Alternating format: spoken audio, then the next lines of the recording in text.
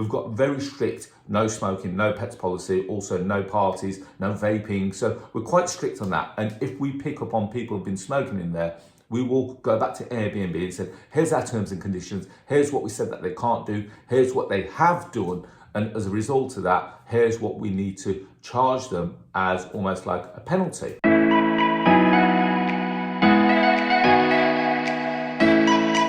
Hi guys, it's Arsh, and in today's video, we're going to be looking at two property strategies. We're going to be looking at service accommodation and HMO. We're going to be comparing both of them, and you can decide which one's best for you. We'll be looking at the pros and cons, and more importantly, what is the benefit of each. So before we do that, I need a small favor from you. If you wouldn't mind hitting the subscribe button and the notification bell. Every time I release a video, you get notified of it. As always, this channel is sponsored by the Property Investor app. It's the UK's first property investment platform, which showcases all kinds of deals all over the UK. So whether you're looking for your next HMO, whether you're looking for your next service accommodation, your rent to rent, your lease option deal, we've got them all there. Now, to get involved, it's very simple. You can either go to the website, which is propertyinvestораpp.co.uk, or if you have a smartphone, go to the App Store, type in Property Investor, and download it from there. It'll take you 2 minutes, and there's over 300 deals on the app. And the best part of it is completely free for you to download.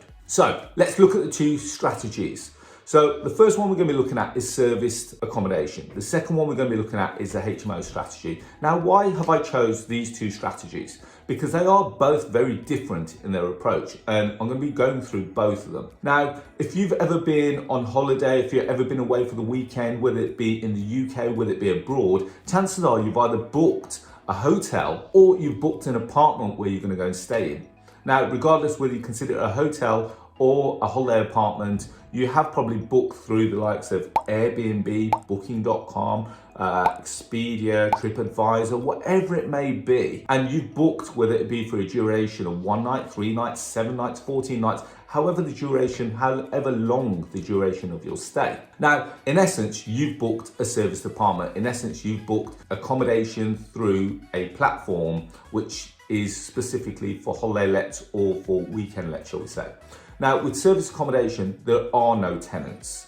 And that's one of the major benefits with service accommodation. So you're not having to deal with monthly rents. You're not having to chase tenants for monthly rents. You're not having to chase tenants for arrears. You're not having to chase tenants for, do Section 8 notices, Section 21 notices. And it is very, well, I'm not going to say it's hands off because that wouldn't be correct, but it is a very high cash flow strategy. So with service accommodation, you would put your property on platforms like Airbnb, Booking.com, Tripadvisor, Expedia, just to name a few. There's hundreds out there. And one thing I would suggest is that if you are going to take a property and you're going to run it as a service apartment, make sure you give it its maximum exposure. The reason why I say that is that the more eyes you get on the property, the more chance that you've got of a booking. So when someone books on one of these platforms, they will instantly pay for their stay. And which is great from your point of view because you're not reliant on them paying after they leave. Now with tenants, again, 1 month they may be able to afford the apartment or the accommodation, next month they may not. Whereas with serviced apartments or serviced accommodation, it is very much of you're staying there tonight, you're paying for it in advance. And after that, you're leaving tomorrow. After that, you haven't got that guest there, and you're getting the apartment or you're getting the accommodation ready for the next guest. So that's one of the benefits of service accommodation. Now, one of the negatives for service accommodation, it can be quite hands-on. Now, I've been doing this strategy for a couple of years now. So I've got 5, let's say, holiday lets standing towards Cornwall. I've got an apartment in Liverpool. I've got 7 apartments in Nottingham, and they do quite well. When I say do quite well, they make a healthy cash flow. So the ones in Cornwall are obviously seasonal. So we do really well in the summer. In the winter, we're looking to tread water and at best break even. The one in Liverpool does really well all year round. The ones in Liverpool do really well. I've only taken the ones in Liverpool on the last 3 months, and they're generating traction. Now, 7 apartments, that is a lot to have in one location, but they are doing really well. Now, a couple of things that you've got to take into consideration is your occupancy levels. Now, when we say that, with a HMO, when you've got a tenant in a room, you've pretty much got a tenant there for 3 or 6 months or 12 months or even longer, depending on your tenancy type. Whereas with service accommodation, it very much is almost like on a night or week basis, depending on how long they've booked for. Now, if that person books for tonight and they're moving out tomorrow because they're only in the area for one evening, and it could be because they're there for a work meeting, could be there that coming to see friends, it could be that they've got some business within the area. They're only booking for the duration of that period. So once that guest leaves, you're now reliant on other guests booking your accommodation to ensure that you have a constant stream of income. Now, with a HMO, you pretty much know that when a tenant is in there, you've got them for an income stream, for secured in essence for 3 to 6 months, providing that they don't owe you any rent and they're not going to cause any issues and you're not going to have to go through the rigmarole of Section 8, Section 21. So that is one of the negatives of service accommodation. So you've got to make sure that there's going to be sufficient demand for your accommodation in that location. And there are lots of websites out there. There's lots of places that you can visit to check the demand for that style of accommodation in that location. And I don't mind saying, one of the websites that I use is airdna.com. And what it does, it tells you how many properties are in that location are being used on service accommodation, what kind of nightly rates, what kind of occupancy levels that you're getting. Now, if you're going for large cities, you know, what you want to try and do is attract contractors during the week, and then on the weekend, perhaps guests that are coming into the city. So these may be like people that are just going out for a drink or a meal, or it could be that you get stag do's, hen do's. I'd prefer that you probably stay away from stag do's or hen do's, because that's where you're going to get issues. You're going to get calls in the evenings. And I had a guest actually last week, and I'm hoping that I'm going to stick the image here, where a guest actually vomited all over the bed. Now, that's one of the negatives, because if you have apartments that sleep, 4, 6 or 8 people, you're going to attract larger groups of people. And as a result of that comes the issues that they're going to have gatherings. And as a result of that, you're going to have noise, you're going to have pretty much parties, and you're going to ultimately find that someone has been ill and poorly in your apartment. So there was an image of someone being sick. Now, just so that you know, the good thing with service accommodation is that because they book through platforms like Airbnb and Booking.com, they are very good at paying out for any damages. So in this scenario, providing that we've got evidence, and we use our cleaners to provide evidence. So as soon as, let's say that they were there for Friday night, they check out on Saturday, the cleaners go in on Saturday morning, and they take photos of the apartment. How was the apartment left? Was it left clean? Have they been smoking in there? Have they had pets in there? We've got very strict no smoking, no pets policy, also no parties, no vaping. So we're quite strict on that. And if we pick up on people who've been smoking in there, we will go back to Airbnb and say, here's our terms and conditions. Here's what we said that they can't do. Here's what they have done. And as a result of that, here's what we need to charge them as almost like a penalty for not doing that, because they had these terms and conditions before they booked. So off the back of that, this person that stopped here over the weekend, they've been sick on the bed sheets. We've now charged them for the new bed sheet. But more importantly, you can appreciate it takes time. Now we've got to take those bed sheets off, we've got to throw them away. As a result of that, we've now got to buy new bed sheets. The cleaner's got to put them on, the linen team have got to put them on. But more importantly, we've had to perhaps close that unit for a night because we may not have the linen to replace and get that room ready or get that apartment ready. So you can charge them for loss of income. So there's lots of ways that you can work with Airbnb, providing that they can see that your claim is bona fide and you can evidence it. So you can provide them with evidence. So photos, always get your cleaners to take lots of photos after every stage, store them in like Google Drive, Dropbox, wherever it may be.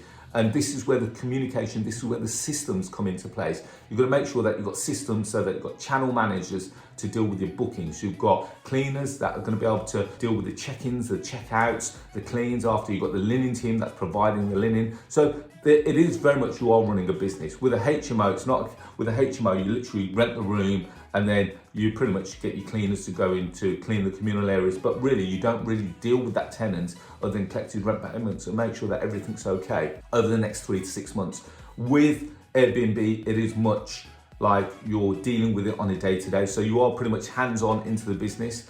I'm trying to automate it as much as we can. When we say automate it, we're talking about automating the booking system, automating the messaging system, automating the cleaners, automating everything so that I'm not in it. I don't want to be in it to run it. I want to be running it as a business owner, as an entrepreneur. So lots of ways that you can do that. Now, it is high cash flow because remember, when you're running a serviced apartment, you can charge circa £200, £300, £400, £500 a night. So some of my apartments in Nottingham go for £400 a night. So if we're booking it out for Friday and Saturday, that's £800. Now, that's just for Friday and Saturday night. We've got the rest of the month to go.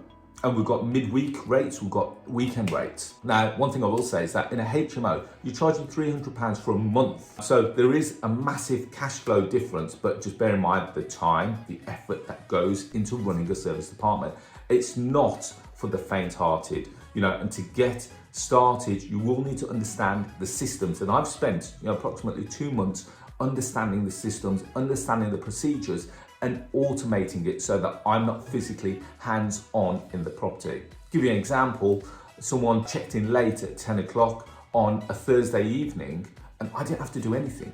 It was already done because the systems were all in place. Messages went out, they knew where to collect the keys, they knew when to check in, they knew when to check out, the cleaners knew when to go and clean the apartments and get the apartments ready for next. The cleaner then knows when the next booking is, and it is really simple. So channel managers will make your life a lot easier. So research channel managers. Now, I'm still a big fan of HMOs, by the way. I feel like I've been very pro service accommodation, but I am a big fan of HMOs. As you know, I've got a lot of HMO tenants and I like the sustainability. So with service accommodation, as I mentioned, guest checks out tonight. I don't know when my next guest is unless I look at my bookings and I've got a flurry of guests. Whereas with a HMO, I know that I've got sustainable income for 3-6 months. And it is, once the tenant is in there, I've pretty much got a hands-off approach on that. So, don't knock the HMO because I think it is still a very valid strategy. And it's good to have a combination of strategies within your portfolio. And the reason why I say that is because you want one that's high cash flow, you want one that's slow and steady. And we could use the analogy of the tortoise and the hare. There's no right or wrong. I know people that want to generate high cash flow. They want that acceleration of cash flow into their business, and that's great. But ultimately, to run the marathon and not just concentrate on the sprint, you need to have a business model that is going to continuously, month by month, produce you cash flow so that it allows you to grow, it allows you to be sustainable and move forward from there. Because the last thing that you want to do is build a massive portfolio, service accommodation, properties, and find that you've got loads of bookings on the weekend, nothing during the week. And as a result, you're finding that you're struggling with cash flow and you can't, if you've got these on a rent to SA, which is like a rent to rent, but you're leasing them off a landlord as opposed to buying them. You've not got the funds to pay the landlord. And remember, you've got lots of other costs outgoing with service accommodation. So you may have either mortgage payment, rent to the landlord. You've got booking fees. So for every booking, you pay a fee to either booking.com, Airbnb. Then you've got your cleaners fees. Then you've got your linen fees. And so there's lots that go behind it. And then if you're using a channel manager, there's channel management fees. So lots that go behind it. So you need to make sure that you've got your cash flow model correct to ensure that it's definitely going to make money. But before you do all that, make sure you check out websites like AirDNA to ensure that there's sufficient demand in that location, because there's no point taking an apartment on if no one's going to stay there. And that's simple economics, really. So there we have it, guys. Hopefully, short, sharp injection as to the pros and cons between the two different strategies, two very valid strategies, and definitely some that you should consider if this is what you're looking to do for high cash flow and sustainable strategies. So as always, I release more free content out there into the universe. I have a podcast which we release every Tuesday. It's called The Property Rebel. You can find it on Apple Podcasts, Google Podcasts, Spotify, Stitcher, as well as lots of other podcast platforms. If you do listen to it, may I ask that you leave me a mini review on the podcast store, please? That would be much appreciated. As well as that, you want to connect with me on social media, find me on Facebook, LinkedIn, Instagram, Twitter, and Clubhouse. I'm there. I'm very vocal on social, so feel free to get in contact. As well as that, as I said, that this show is sponsored by the Property Investor app. It's the UK's first property investment platform, which showcases all kinds of deals. So whether you're looking for your next HMO, whether you're looking for your next service accommodation deal, we've got them all there. Go to propertyinvestorapp.co.uk, or if you've got a smartphone, go to the App Store, type in Property Investor, download it from there, and you'll be able to see all of our deals in the palm of your hand. Right, guys, on that note, as always, I wish you all to be safe, well, happy, and successful. And I'll speak to you all very soon. Thank you and bye-bye.